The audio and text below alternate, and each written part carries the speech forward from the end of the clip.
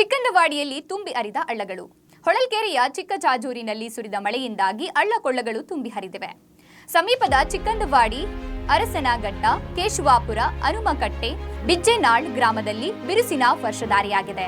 ಕೇಶವಾಪುರ ಗ್ರಾಮಕ್ಕೆ ಹೊಂದಿಕೊಂಡಿರುವ ಕಲ್ಲೇರಂಗಪ್ಪನ ಗುಡ್ಡದ ಹಳ್ಳ ತುಂಬಿ ಹರಿಯುತ್ತಿದ್ದು, ಬೆಟ್ಟದ ತಪ್ಪಲಿಗೆ ಮೇಯಲು ಹೋಗಿದ್ದ ಕುರಿಗಳು ಪ್ರಯಾಸದಿಂದ ಹಳ್ಳವನ್ನ ದಾಟುವ ದೃಶ್ಯ ಕಂಡುಬಂತು. ನೀರು ಕೇಶವಾಪುರ ಕೆರೆಗೆ ಹರಿಯುತ್ತಿದೆ.